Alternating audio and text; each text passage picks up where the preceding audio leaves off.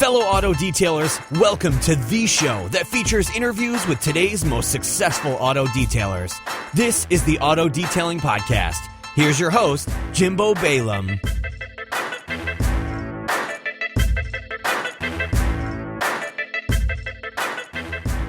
Are we live? We're live. We are live. Gosh, I'm trying to... We're on my page, live? I think. Okay. I think on my page. Let me see. Okay, let me see if I got the notification. I'm trying to thumb through our text. Yeah, we're live. I got it. I'm trying to... Okay, we're live. I can't... All right, I'm trying to thumb through... I can't listen. I can't watch it on my computer because I get the noise. But I'm trying to. I got a joke in here. I'm trying to thumb through our text to see what we were going to talk about. But you sent me so many naked pictures. I just. I know it's. I mean, you know, if you'd stop requesting them, well, it would be. Thank God for Snapchat. You know how much I get done during the day? That's right. They just disappear. So yeah, hey, we're live. This is Kevin Davis. This is Jimbo Balaam, and I'm not good at that. Let me see if I can. I'm not good at that. Sorry. Let me. Okay, you tagged me in the post. I need to do this. I point at you. That's your cue to say your name. Okay, so let me see. Let me share. There we go. Now I'm going to share it on my page. Cool. So now I got it on my phone, Kevin. So all right, cool. Yeah, I'm sort of on mine too. Like I told Jimbo, I'm out in the middle of nowhere, and I have like the worst internet connection in the world. It requires horses to go back and forth between my house and the tower. So I'm not in California. all I have to worry about is my garage door opening and shutting. And your son coming out to interrupt your video? It's over. Once my kid gets involved, it's over. So there's just no it's over. So my wife wants to know whose hair is better. I think yours. You know what? And I'm kind of having a bad hair day, and but it looks pretty good in this afternoon light. So yeah, that's right. What's up, Julio? I see you. Chris West is here. Alex from Alaska, who probably has less snow than I have right now. Let me see if I can. Oh, perfect. I turned down the sound so I could watch it on my computer. Can I edit this to say something? I can. Okay. So Jimbo, on your screen, we're getting all the live comments that are showing up on Facebook. They just or you saying you don't see that. I am. I actually have the Facebook Live going on my phone and on my computer, so I can thumb through and see everyone. Grant Hawtree's here.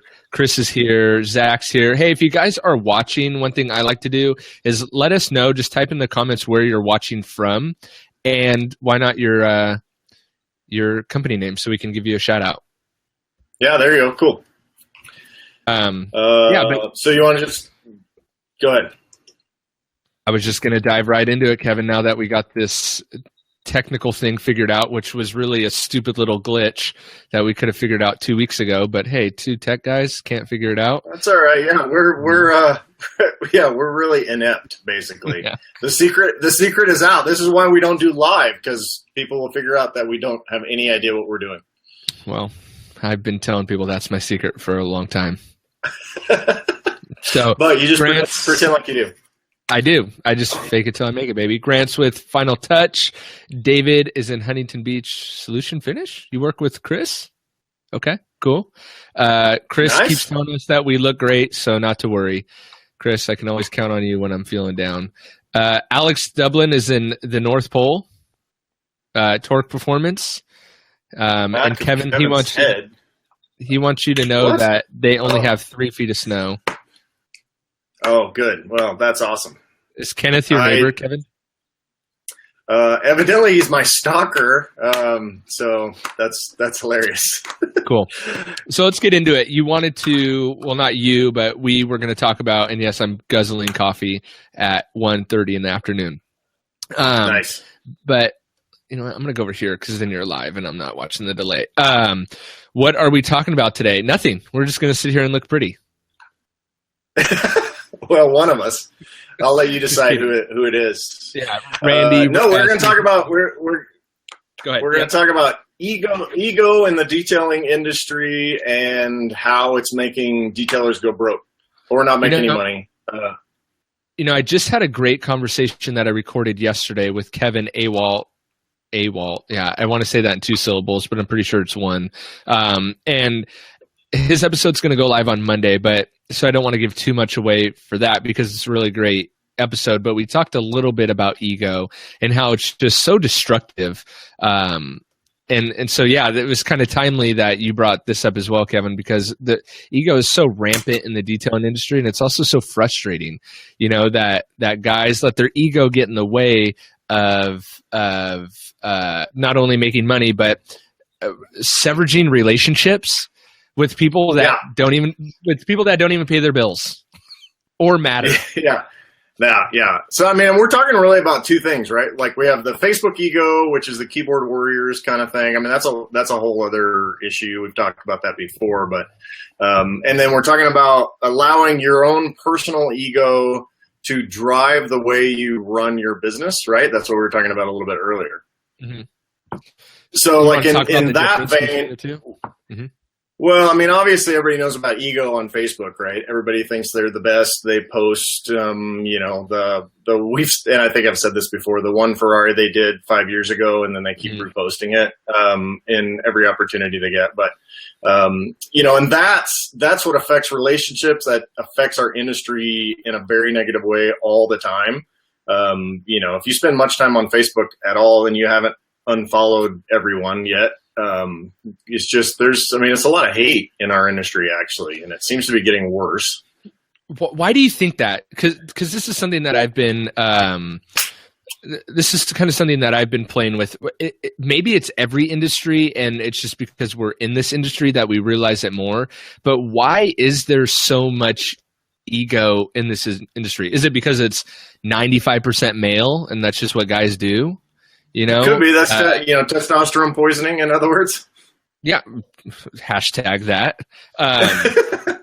Could be that, but I've been trying to think like why do guys, or maybe because detailing is such a passion play that every time someone says something negative about someone else's work, it they take it as personal. Yeah, Yeah, I don't know. I mean, well, I've tried. I mean, yeah, it's, I have different experiences with different industries, fitness industry being one of them, which is obviously, especially when you get into competition and all that. I mean, it's completely the most self-centered industry in the world. I mean, obviously. But as far as detailers go, it may have something to do with the fact that most of the time detailers are working by themselves. I mean, probably a majority of who they are. And so there's no real interaction, and especially they tend to get most of their interaction on forums and Facebook and that kind of thing. So maybe that is like we can get totally analytical or, psychological here, but there could be something to do with the fact they don't get a lot of positive feedback. So, if your self-worth is tied into your social media, which I know mine is, then then that creates a little bit of a problem if you don't get what you expect. But actually, I want to push back on that a little bit. Are they not getting a lot of positive feedback? Because for me in my own business, I get positive feedback all the time. Like, it brings the thought of instant gratification, to a whole new level because I can deliver for my client and they're out there drooling over it. So I get a lot of instant gratification and good feedback, Well, I mean, I agree. That's from the customer standpoint, but it's I don't know if there's something where I worked in the corporate world for like 10 years. And so you have that you have stupid corporate meetings, you have interaction with the people in the office next to you, cubicle next to you, whatever. So you're constantly getting that feedback. Okay. And so within our industry, as far as peer-to-peer type feedback for most people, I think it's Facebook and social media in general is going to be their only source. So I don't know if that ties into it or not. Could be. I want to ask everyone listening as well, to you guys listening can just type in your questions if you have any, and what we're probably going to do is jump back at the end of it and answer some of those questions. But if you have any thoughts or ideas or reasons why you think ego plays such a big role in our industry, just type your questions below. And Kevin, if you see any interesting ones that pop up, feel free to interrupt me. But Zach pointed out something that you and I have talked a lot about, which is my whole Switzerland stance, right? Like we've talked a lot about trying to build everybody up in the industry and not necessarily pick on. I mean, we can pick on crap about anyone at any time if we really want to. Right. And so, Zach says, why can't we follow the rule that Mom taught us? If you don't have something nice to say, don't say anything at all. Right. And that's something that I try to do. I'm not always great at it, but that seems to be an effective strategy, and it helps just elevate the overall feel of the discussion. And it probably helps you to sleep good at night when your heart rate's not like your heart's not pumping out of your chest because you're so worked up over a Facebook post. Yeah. Randy says, I sure. think ego comes from uninformed and being stubborn, maybe. Yeah. What are your thoughts on that? Well, and that manifests really heavily in this is the very best of all time product. Doesn't matter what the product is, but I think that's pretty rampant. And that's that. And granted, we all as marketers, as business people or whatever, we want people to believe that our product is a great option, is the best option for them. I personally, that's not necessarily true. Like, I want everybody to have a Detailer's Helper tool belt, but if it doesn't work for your workflow, if it doesn't work for your business, then don't buy it. I'm not going to say that it's the absolute only, the only option out there. But I think so many in our industry are basically like, this is the best. And not only this is the best, but every other option is complete crap. Like that's like the caveat that so many people give. Yeah, I've seen it. It's funny. I've been thinking about this lately, is that before I started the podcast, I wasn't involved at all with the online detailers community, like at all. I was maybe in one or two detailing groups, and then I just decided to start this podcast thing. So that opened me up to this whole online community of detailers. And the first thing I realized was that a lot of the stuff guys were talking about online didn't really apply to real world detailing, I thought. So maybe to that guy's point, a lot of it comes from people not being confident in their own shell. And so they're just lashing out at people. But I had another thought. Do you listen to Gary Vaynerchuk at all, Kevin? I have, yep. So a lot of the things he talks about, or one thing that he keeps kind of hammering home right now, is that he wants to build this tallest building in town, right? But his viewpoint is to build the tallest building in town, he doesn't need to like essentially crush all the other buildings, right? So right. Yep. I apply that to the detailing industry, and it kind of confuses me why people think that they need to belittle other people, so that in belittling other people, it's making them better. When in fact it's actually like, dude, you look stupid, like trying to belittle that other person instead of coming all together and building up the whole community. Because at the end of the day, don't we all what do they say? Rising. Yeah, ships rise in a high tide. Yeah. There you go. Right. Yeah. All, a rising tide lifts all ships, or whatever that too. Right. So, logical thing. Yeah. So that's one thing. And I'll be honest, I've got into a couple heated arguments on Facebook, and then I look back at it now and almost like laugh, like, wow, that was like what? It's almost like trying to convince someone that they should vote for the other political party that you're opposed to through a Facebook post. Yeah. It's like who are you? I make all my voting decisions based on random political posts on Facebook. Right.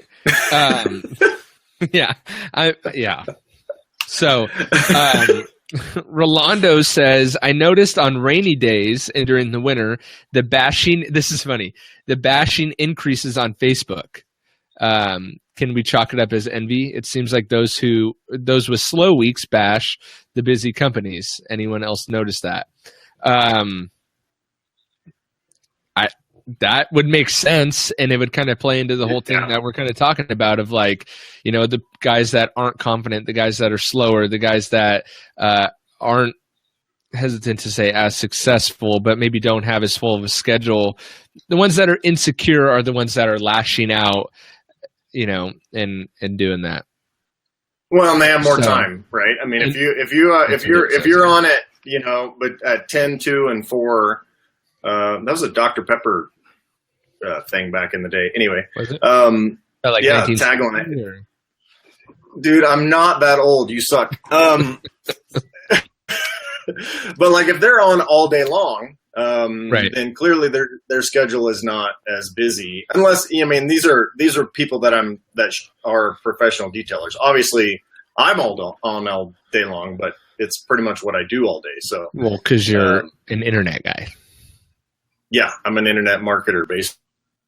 That's what I do. So yeah, I think that makes sense. That if they have the time and if they're not as busy, then they're going to notice other people that are. Kind of another hot button topic that you brought up in the text, but I've been thinking about it too a lot lately, is overspending for equipment. Yep, buying every new possible thing. Yeah, and I wish I could remember the quote that I heard the other day. It actually applied more to like day-to-day life, but basically what it was saying was, if you can it's actually harder to work with less than it is to work with more.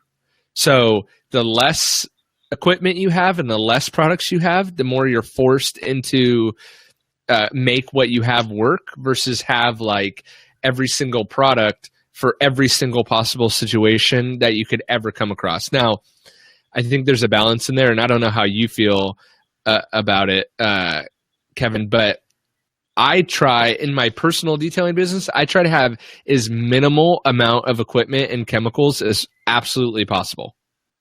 Yeah, that's just an efficiency thing. I mean, we were all guilty of it. It's like, oh, well, this polish might work better, but as it turns out, it doesn't, or whatever.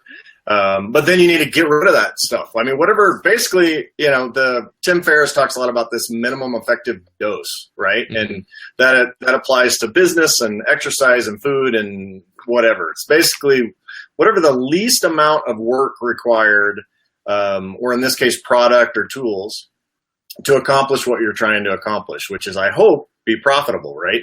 And mm-hmm. So that's your tactic is exactly right, to where you want to minimize everything you have down to the point where everything I use has a specific purpose and it contributes to my bottom line, versus I just spent, $1,000 on new chemicals so I can try them out.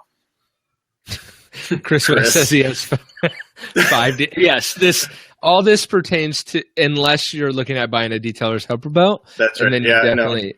Well, you should see Chris wear it. He's got like one over his beard and his neck and his chest. I mean, it's ridiculous how he wears it. But pretty soon he's going to have to tuck his beard into his belt. Yeah, that's my next new bag. So to kind of wrap up the ego thing, I think Paul or Nicole Rhodes says it the best. I wish people could be happier when they see others doing well. I love seeing those around me doing well, and brings him joy or her joy. Isn't that how it should be? And I don't know. Look, we're not coming on here to try to solve any issues or problems or whatever, just a topic for discussion. But I just wish other people could be happy with other people's success. Yeah, I mean, I think that applies in life. That applies no matter what you do, because that, I'm not a woo-woo guy, but there's a certain amount of energy that can come into your life, and what you give to other people makes a difference. And if all that energy is negative and you're just pissed all the time, which I admit, on a very cloudy, snowy day in the middle of what is February, I can be that way here. But it's not. It's almost March, Kevin. Keep your head up. That's right. That's all right. Only 3 more months of winter for me. Thanks a lot for reminding me. But no, I totally agree. Like, that's just a life skill that I think if you look at the people that are very successful in our industry, for the most part, that's how they are. I mean, Mr. West is a great example. I mean, if you guys have an opportunity to talk to Chris West, and I'm just singling him out because he's here, but there's tons of guys like him, but he's always willing to help people. He's always positive. He never has a bad thing to say about anybody. I mean, that's just, he's a guy. Yeah, he's a good dude. And there are tons of people in our industry, but I think if you notice the most negative people that are more attack oriented versus the people that are more lift you up kind of oriented, I think you'll see the difference between their level of success, not only in business, but in life in general. I've noticed the guys that are really on the attack, they fizzle out super quick. Here today, gone tomorrow, see you later. You know? Yep. Zach has a good question. He even thought so. He says, now I have a great question for you. So no ego in there, Zach. Just teasing. Wow. Let's go ahead and demean our viewers. That's awesome. Yeah. Nice job. Well, what do you feel determines success, and what is considered success to you guys? You want to go first, Kevin? Stuff. And stuff makes you happy, right? That's more stuff. No, I mean, right. More stuff. No, I mean, I feel like I have lived my life right now.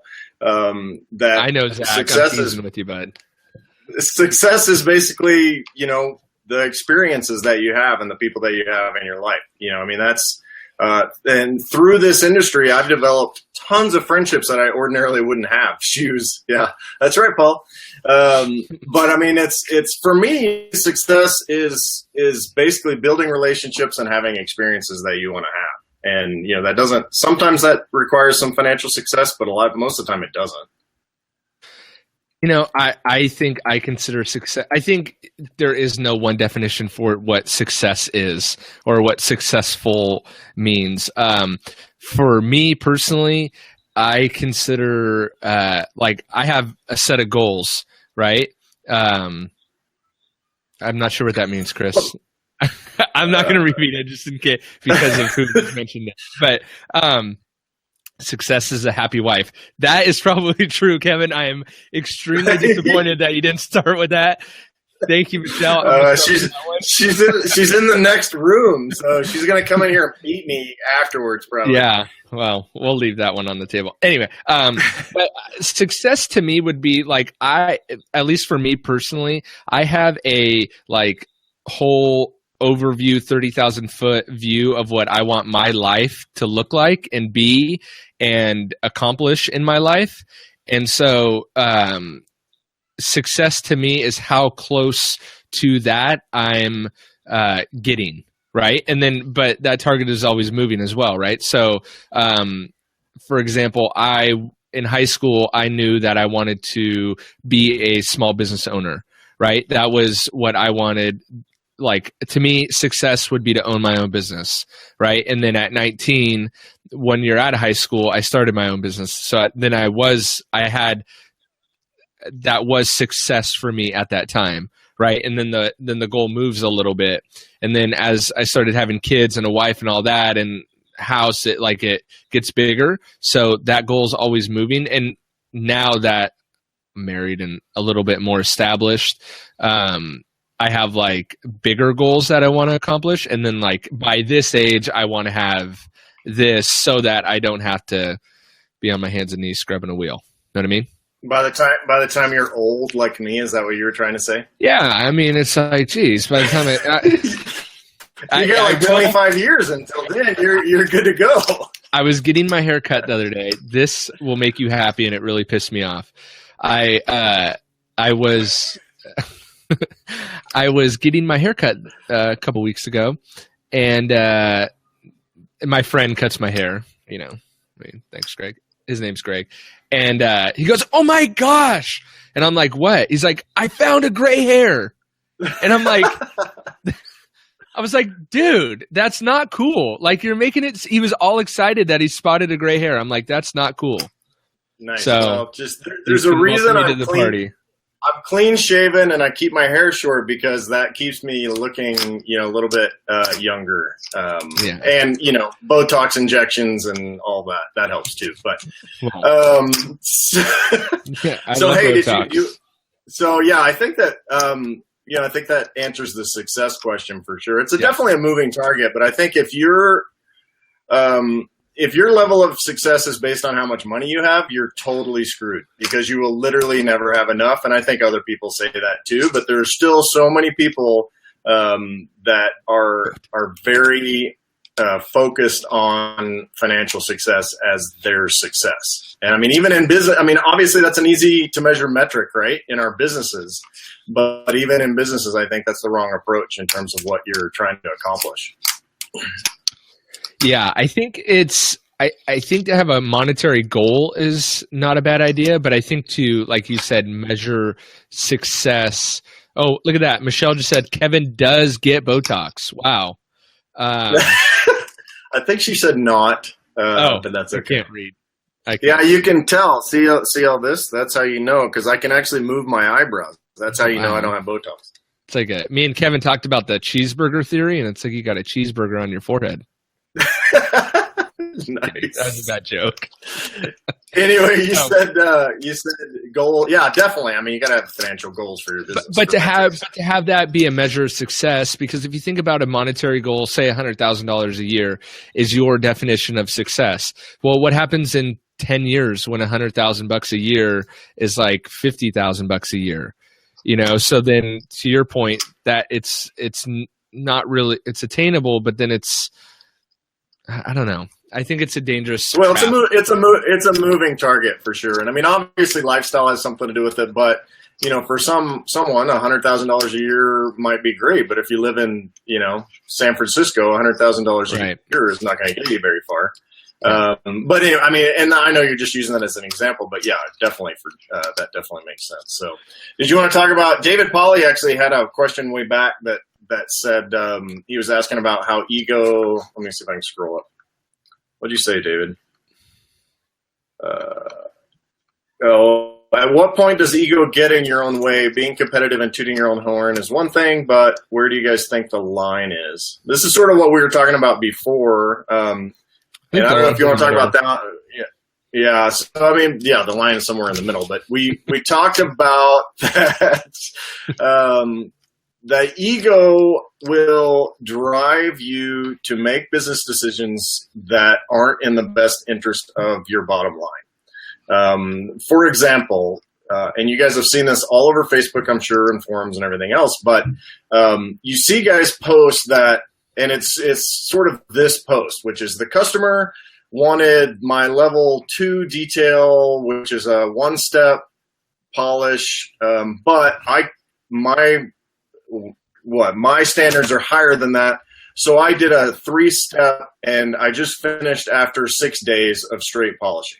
Mm-hmm. And so you take a guy that just got paid $200 for a 1-step or whatever he charges, and now he's upside down in labor by $2,000. And I think that's a big problem from what I see. Yeah, it's just, and I think this goes into one thing that I'm really fascinated with right now, and it's really understanding like key terms that my customers throw out while I'm doing a vehicle evaluation or just talking to them. Because what does everyone do? Every customer calls and goes, well, how much for a detail? And it's like, well, geez, guys, like, could you give me a little bit more? So instead, I see some guys take offense to that. Like, what is this person doing calling me, asking me how much? What do they mean, how much for a detail? And it's like, okay, relax. You are in business. Okay. Like, so what I've tried to do is like ask certain questions that the customers actually have really started to like, because no one's ever asked them it before. Like, hey, I don't know, what year is your car? Here's one of my favorite questions. When's the last time your car's been detailed? right? I love that one. And the customers love it too, because for me, it helps me gauge if they say, well, it's never been detailed and it's a 2002, it's like, oh crap. Okay. It's probably going to be pretty rough. Right. Or if they say, oh, I get it detailed every 6 months. My next question is, well, why don't you go back to the guy that did it last time? Or what did the last company do to your car? You know, so, they shampooed the mats, they waxed it, and they won't have an exact idea, but a ballpark idea of what they had done. So then you can guess that that's similar to what they are looking to get again, right? Because they said, they got the mat shampoo, they clay barred it, they waxed it, maybe they did a 2-step polish on it, maybe they did a coating, whatever. And then it's like, okay, cool. And that, as the detailer, you could start strategizing what that car is going to need, but also the customer knows what they want. It's helping you formulate a package. You know what just got done. And then, I don't know, I'm losing my train of thought with these comments coming in, but does that make sense? Like asking certain key questions to your customer to help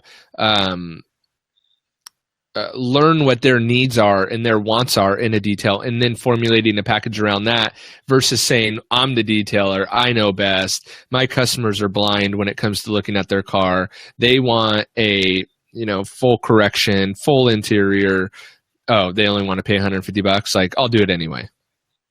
Yeah, right. I mean, that's because the idea is, again, that minimum effective dose that we talked about. Like, how can I meet their expectations at a price that makes sense both to me and to the customer, and do that, not 5 hours more than that, and so that they'll be extra happy, which 98% of them won't be any happier than they would have been if you had not spent the extra 5 hours. Exactly. And Zach, Jason's good point. Perfect or nothing doesn't feed the family. Love that one. And then Zach has a good point of a question to ask the customers. How are they going to maintain it? How are they going to maintain the car after you're done? He says, why put all the work when they only wanted a one step? They're just going to be maintaining it the way they used to. You wasted time and money. That's another thing. Full corrections, if you do that, awesome, good for you.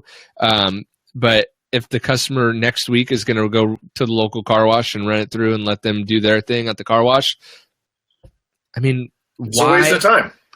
And you could, I say that to my customer of like, why are you going to, perfect example. I got this older guy, he's got a brand new Audi and it's black, metallic black, and has some really light spider webbing in it, right? Not swirls, spider webbing. And he goes, my son was pointing out, this stuff in the paint and blah, blah, blah, blah. And so I got the car in the sun and I said, is this what you're talking about? And he said, what are you pointing to? I said, can you see what's going on in the paint? He goes, no. I said, okay, then here's what we could do.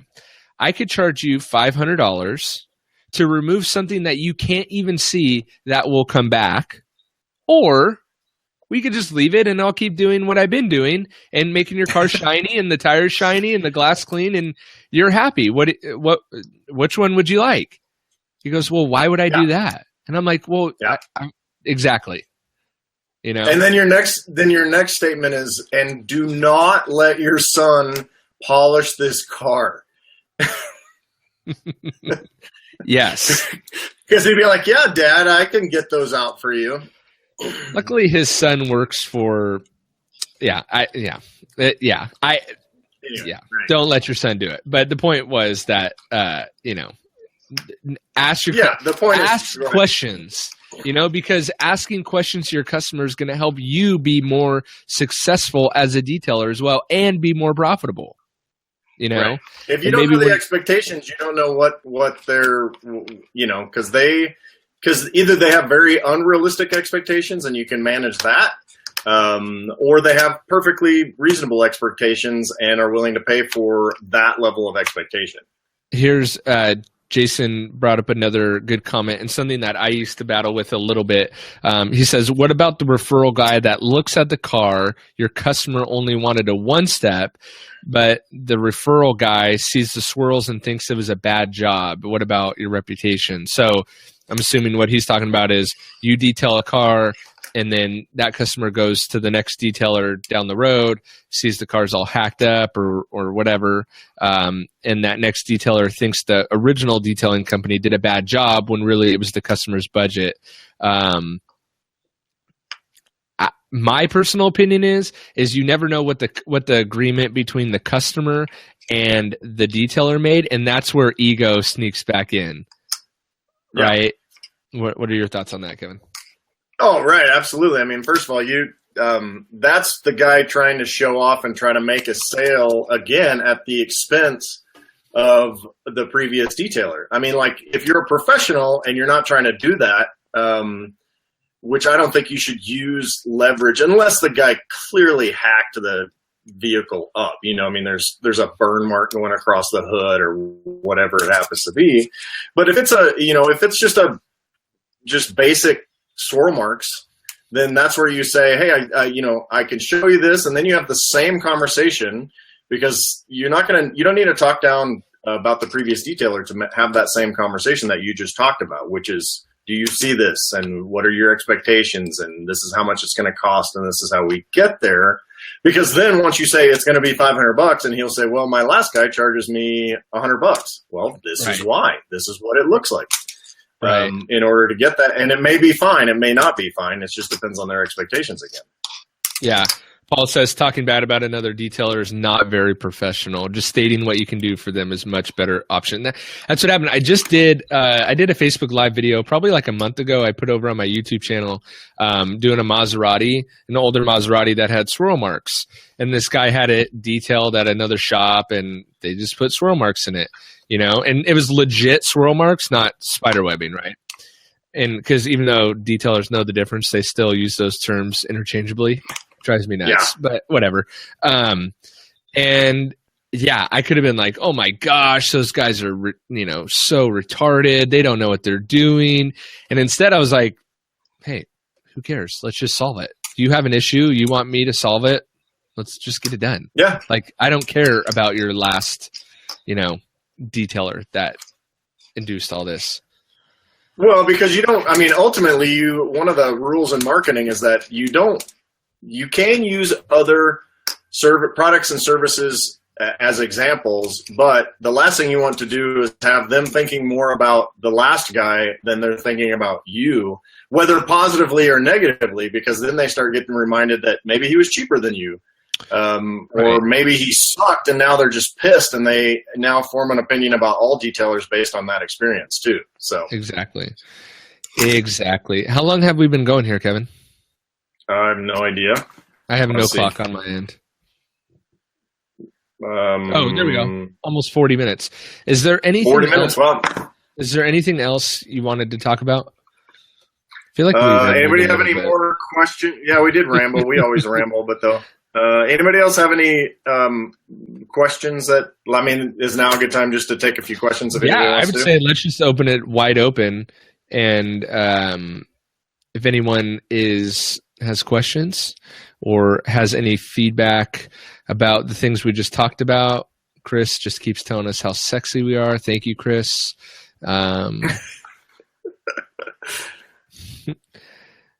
See, there's Chris again. Really impressed. Chris, you are our biggest fan today. You win the award for biggest fan. Thank you. Yeah, I'll send you a 6th detailer's helper. Yeah. And an invoice. Will the coding war ever end? Are we going to talk about coatings? No, we're not talking about coatings. What do you think about $2 Oh boy! coatings. Go ahead. Go ahead. You talk about coatings. I just think it's like just another excuse for guys to talk about how much better they are than anyone else, and it's like, My biggest gripe with coatings has come down to the detailer overselling it. Just don't oversell it. I think coatings could be a great product. Listen, there's only so many chemicals that can make up a coating, right? So all of them can't be that different.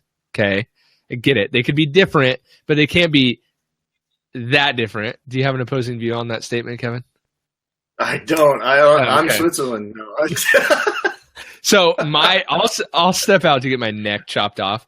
I don't think that any one particular coating can be all that different than the next. Okay. I think what the problem is that detailers are overselling them, saying, whatever. Like the biggest thing for a consumer is the scratch resistance. And whether the coating is scratch resistant or not, obviously depends on what you put it through, but I don't think that should be the main selling point of the coating. That's my gripe. Right. Because you as the detailer don't know what that customer is going to do to the car. You don't know if they're going to be in a pinch. That one time they drove halfway across the country and the front of their car's full of bugs and it's bugging them. Pun not intended. Nice. And then, they decide to just take it through the drive-through place once because, hey, they have a coating on their car anyway, and it's scratch resistant, right? It's like, and then it gets all jacked up. So I guess with coatings, my biggest gripe is that just don't there's plenty of characteristics and properties about the coating that are beneficial to a consumer that have nothing to do with the scratch resistance. Because to my point earlier about that guy with the black Audi, he couldn't even see the stupid scratches in his car. So sell on ease of cleaning and doesn't get as dirty as quickly and whatever. But it's like, can we just leave the scratch resistance out of it? To that point, if they want to market it, they'll market it however they want to market it. I'm a marketing guy, obviously. My biggest concern is that we are using marketing language that is effective in the short term and detrimental in the long term. And that applies to so many things. You and I have talked about this before, maybe even on one of our podcasts, but I feel like at some point we're going to get into the undercoating products of the 70s with cars, and I wasn't driving back then, by the way, shut up. But yeah, dealers used to sell this magic undercoating that would protect the cars from rust and all this other stuff. Basically, it's just rubberized undercoating that you can buy at, AutoZone or whatever. But they promised that your car would never rust. And so, if you've ever seen one of the iron tanks from the Rust Belt you wouldn't see it on the road anymore. You see them in a magazine or something like that. But they're absolutely destroyed. Like there's nothing left, undercoating or not.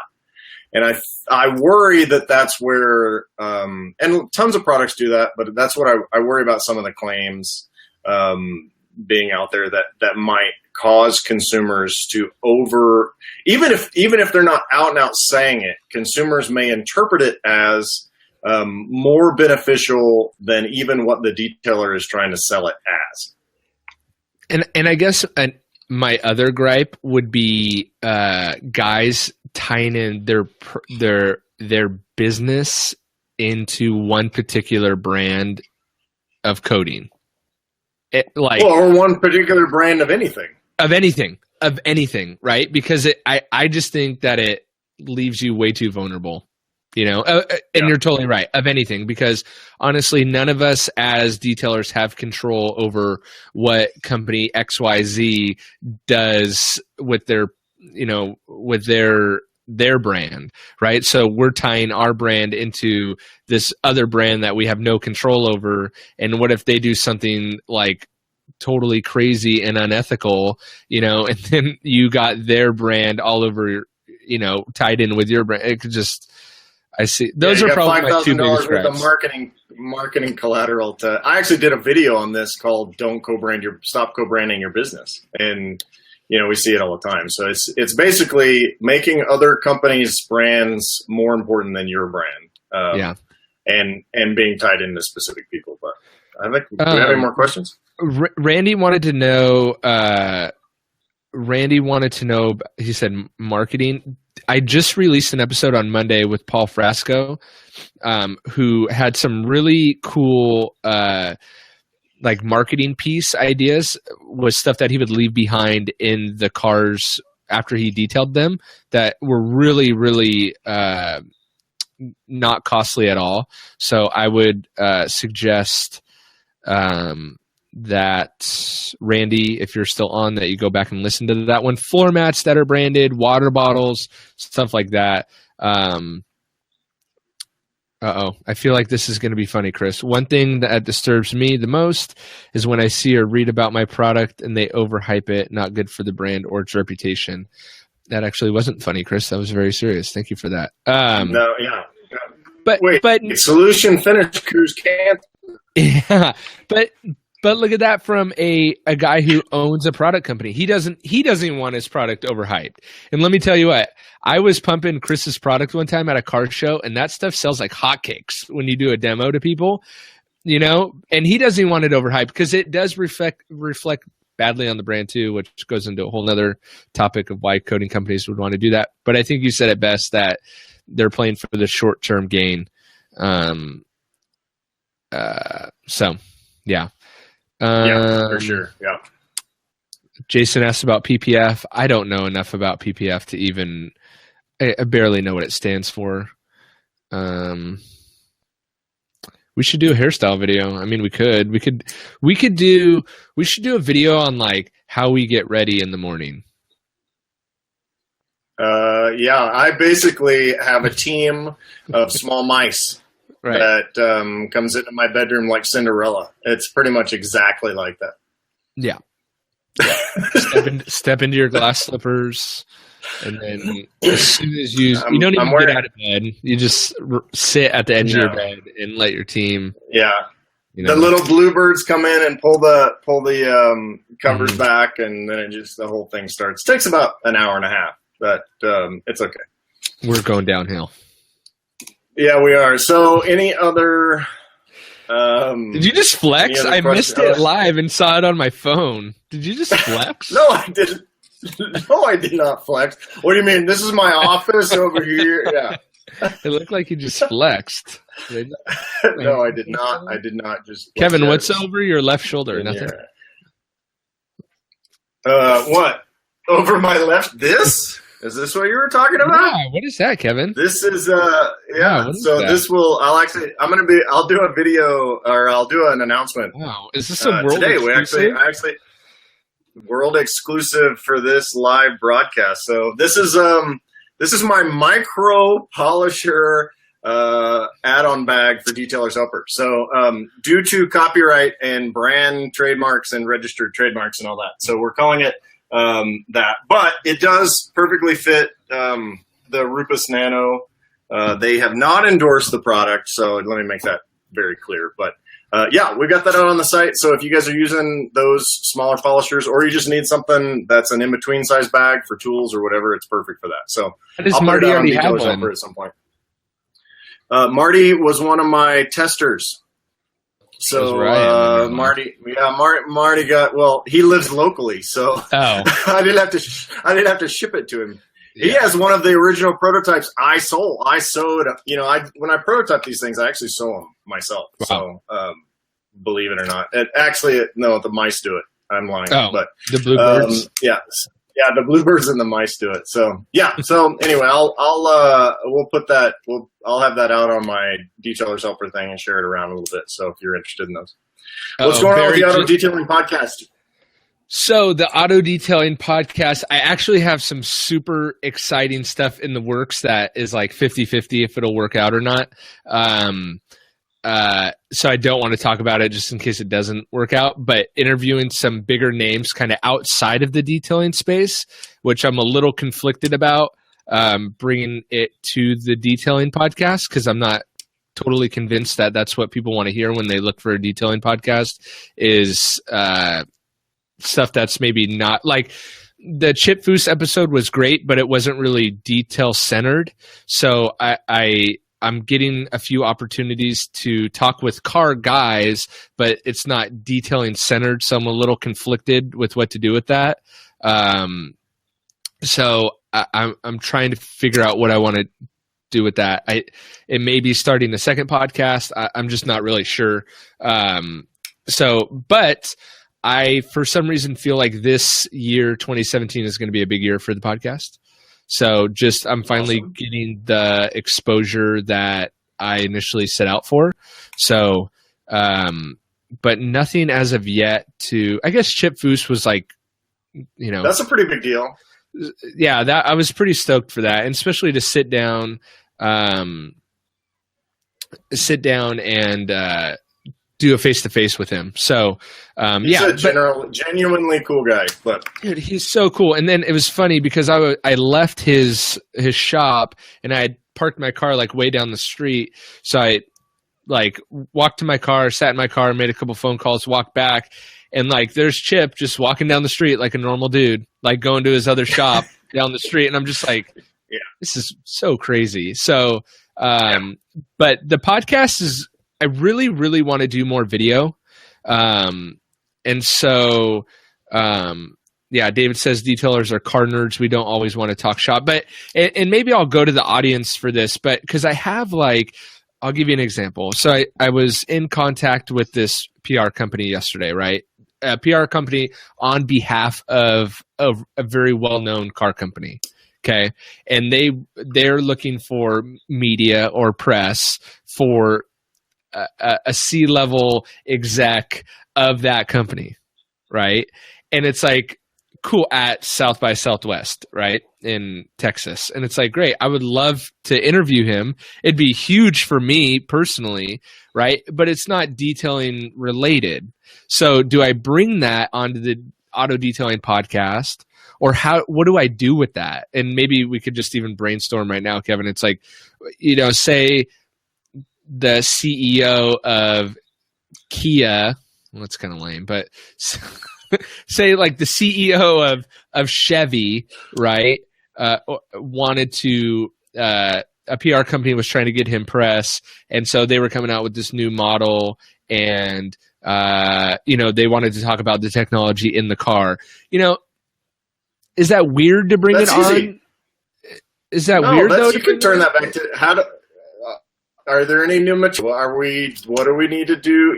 Talk to him about his business, the car, and all that stuff. And it's always easy to tie it either back to business or back to detailing. Like when the Priuses came out, which is like the worst car in the world, they have this soy-based interior, right? That is like, or they did at one time, it's weird when you try to clean it. So there might be something there, and you can prepare the PR person for that ahead of time to say, hey, I'm going to ask these questions. Okay. So make sure he knows the answers. And so, but I mean, I think most of the people that are listening to your stuff are either detailers in business or, people that are interested in being in business at some time. And so any, other, makes sense. We can, this thing Michelle's going to be doing with Bogey from All Girls Garage. Phoenix, that would be an interesting thing. It's an all-female build for SEMA. Mm-hmm. So that might be something that your audience would be interested in seeing, especially because, women are underrepresented. Right. Yeah, that's hungry. I'm actually glad I brought this up and that we're talking about it, and kind of just getting the instant feedback from these guys of like, why not just talk about it on the show? Because I really don't like the idea of starting another podcast. I really like the idea of bringing it into the auto detailing podcast. No one likes that idea. It doesn't sound like it. It's amazing. Everyone's like, no, that sucks. Like, that is horrible. Why would you ever do that? So there's actually, I just secured, and I don't know if I'll probably end up using this for a podcast and try to wiggle it down, but I just lined up, I'm hesitant to say it, but I just lined up to have, are you still with me, or did you freeze? There you go.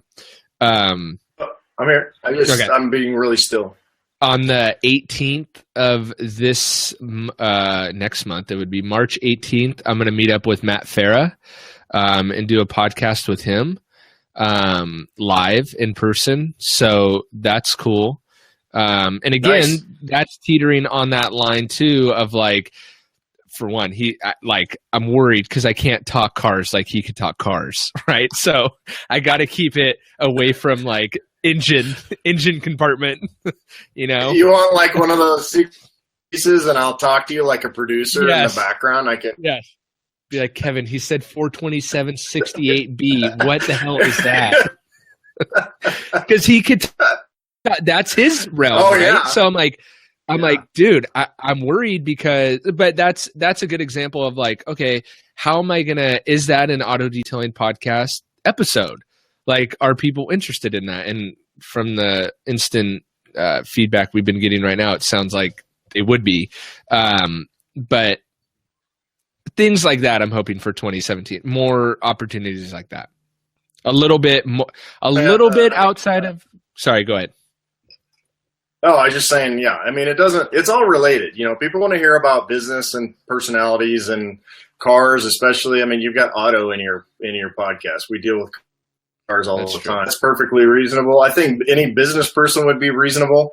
I mean, you're not going to do a cooking episode, but I think that, I think you're saying. No, and it's all going to be. What's that? Ray as a guest, unless she has cool cars. You never know. So, but yeah, I guess what I would like to do is like just level up a little bit and to like go one realm outside of detailing. Not that there's anything wrong with the detailing space, and I'm actually really excited about some of the interviews I already have recorded that are coming. But just kind of start incorporating guys that are one realm outside of the detailing space. So. Right. Yeah. Well, we've talked about even my own, the Detailers Helper stuff. I kind of ran out of topics. So, every once in a while I have one that comes in and all that, but there's only, so many different. I just don't want to be boring. I don't want it to be a boring show. And I also don't want to regurgitate what other people are already talking about. I don't want to be like, oh, I saw so-and-so put out a video on this. Let me just do a podcast episode on that, And that's one thing that I've always kind of prided myself on is, even though there's that quote of like, what is it? Good people create, great people steal, or whatever. And it's like, I hear that, but I've always kind of like, puffed up my own ego a little bit, knowing that I never go onto YouTube and search detailing topics and then do a podcast episode on them. Everything is like, I just thought of it, Yeah. So. Yeah, for sure. And I may be regurgitating, but not intentionally, right? Not intentionally. That's the secret. So, yeah, I don't know. I mean, like that. But yeah, podcast. And detailershelper.com. And so, yeah. You cut out a little bit. So it was autodetailingpodcast.com and detailershelper.com. That's right. A little bit of a plug for both of us, but cool. Yeah, detailing seasons coming up are not currently in your business. Time to get it going. I don't know why I'm shaking the thing, but you're just playing with your doggle. Yeah. That's all live, baby. Playing with his doggle. There you go. All right, guys. Well, I'm assuming that's probably. So do you guys want us to do this again? I think it was fun. Jimbo and I always have a good time. Most of we have so much off-camera stuff that we should just start recording as soon as we start. That's usually the good stuff. Yeah. Cool.